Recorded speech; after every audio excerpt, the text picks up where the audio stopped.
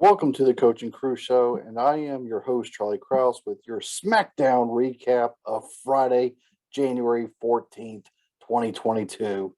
And before we begin, please, if you will, just take a quick second in your bottom right-hand corner of your screen, click on that little logo and icon of the Coaching Crew Show so you can follow us and support us, because we do appreciate all of our supporters we're getting. And feel welcome to comment away to help us out. All right, let's get right into it. SmackDown Road to the Royal Rumble continued, and they opened the show with the Usos cutting a promo, which I have no problem with the Usos ever cutting a promo. Let's be clear about that. But when they said that the new number one contender will be a fatal four-way match, all right, we have potential. Then they introduced the four teams, if you even want to call it teams. Very, very disappointing opening. Very disappointing opening. No way. Los Lotharios, okay, yeah, technically you're a team. But Cesaro and Mansoor, really? Cesaro just teamed with Ricochet at day one, and nothing more came of that.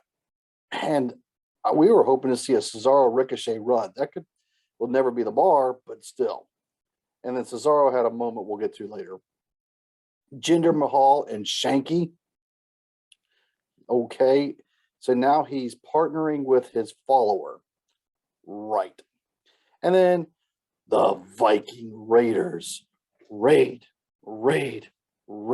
So you had one legitimate tag team in there. And slow, sloppy start. You could see business picking up at the end. And Cesaro had his spot. And there was a couple spots throughout. Let's not get. And listen, I'm a big Ivar fan. I am a big Viking Raider fan, but their ceiling is going to be their ceiling. They've gotten their championship once, and that's about it. Cesaro was given his moment when he was trying to spin Ivar, and he got him all of one rotation before that ended, and then, mayhem breaks loose in WWE. But it was good to see the Viking Raiders came out on top. Out of those four possibilities, that was the right choice.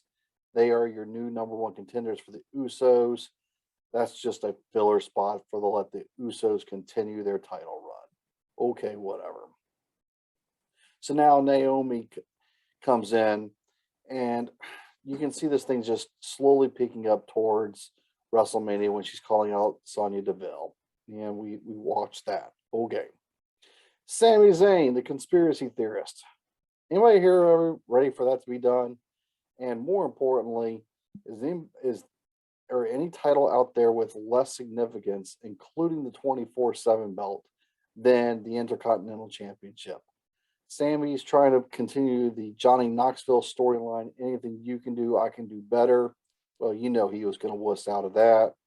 And Boogs and Shinsuke helped him get to his target zone, let's just say. All right, that's nice.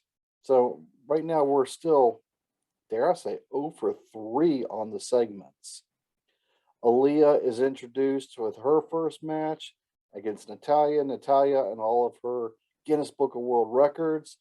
I loved how Natalya came out firing and just destroyed Aaliyah in the opening before they rang the bell. And of course, you know what's going to happen next. Aaliyah with the quick roll up 1, 2, 3 to set the new Guinness Book World Records at 3.17 seconds. Really? 3.17? All right, even in college basketball, you need 0.3 on the clock just to allow a touch in.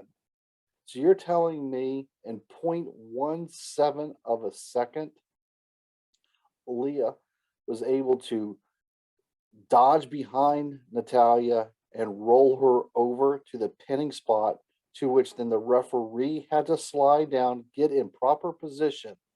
All of this in 0.17 of a second to allow a full 1 second down. 1, 2, 3. Yeah, I'm not buying it. But if that's what the storyline says, that's what the storyline says. Natalya is a 14-year vet. She's there just to help push new faces. So dare I say we're 0 for 4. Yeah, SmackDown. This is why I've been big on Raw lately. All right, it had promise now. Lita came out. And I've always been a Lita fan. But even when she was with Team Extreme or S.A. Rios, if you remember that name, she can headline anything. All right. So the fact that Charlotte interrupted her, I'm hoping that is previews of the day one storyline starting out with for Charlotte's opponent for Mania. Lita and Charlotte at Mania. That's a story. That's a match worth seeing at Mania. Yesterday versus today, and both of them can hold their own. And Lita looks still in phenomenal shape. Now, the joke that Lita made, I made 4 seconds before her, except for I called Charlotte Jimmy McElroy from Blades of Glory because that outfit was ridiculous, and Charlotte really needs to work on her tan. It's just not working for me. But if that's the heel, crazy look like Seth Rollins dresses, then whatever. But yeah, she did look like a figure skater in that outfit. Oh, all right. Another storyline that they're just trying to force this square peg into a round hole. Sheamus and Ricochet. There is no story here, but apparently there is because they want it to be for no other reason. So Sheamus, congratulations, you beat Ricochet. Nothing there. Cesaro should be in that picture, or the Bar should be in this picture. But so they're wasting talent, they're wasting storyline space right there with that. That's all I have to say about that. Speaking of wasting space, Kofi did get his entrance into the Royal Rumble with Xavier, aka King Woods, out with injury for about 6 or 8 weeks. So he's going to be out for a while. Well, in comes Madcap Moss and Happy Corbin. I said it before, I'll say it again. Madcap, just the outfit and the attire does not do it for me. His abilities in the ring, fine. But the fact that Kofi had to take the pin, not happy with that one either. And there's no story there. They're just trying to extend the Drew McIntyre rivalry while Drew McIntyre recovers. And they need something for Kofi to do. So there's your reasons for that. So we got really going into the close, we have 1 positive and we have 6 negatives. Yeah, that's what that type of night is on SmackDown. Now, main event, if there is such a thing. To close the show, Seth freaking Rollins comes out, and so does the tribal chief himself, Roman Reigns. And, their banter was back and forth. And I did like how Seth indicates, one last time and puts his fist bump out there for Roman, and Roman makes reference it's beneath him. But let's go back. Throughout the show, every highlight was not of those two and their individual careers, but in their Shield careers. And even though they never once said the word, every highlight included images or scenes with Dean Ambrose. Will Dean Ambrose be the surprise entrance, the big pop surprise entrance to Royal Rumble in 2 weeks? There's your foundation of the hint. For you conspiracy theorists out there, there it is right there.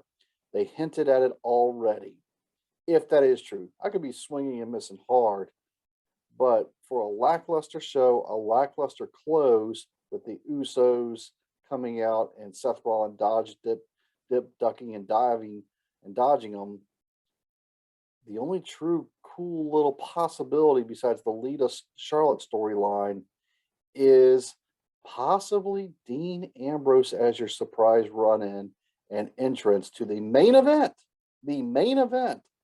of Royal Rumble, the Royal Rumble match. Right, make sure you subscribe to us, make sure you like to us, and comment away of your thoughts and how well you grade SmackDown tonight. Overall, not but so good, but it did hint at some greatness possibilities. And I guess that's the ultimate goal, is just to hint at something greater on these midweek shows or mid build-up shows. Thanks for watching. Thank you for watching this edition of the Coach and Crew Show. We hope you enjoyed this video, and we hope you enjoy all of our videos. Please like and subscribe to our YouTube channel, as well as hitting the little bell in the corner to get all of our notifications. You can click on our logo as well to subscribe to it. And if you really like it, share it with your friends and please leave a comment. Thank you for watching.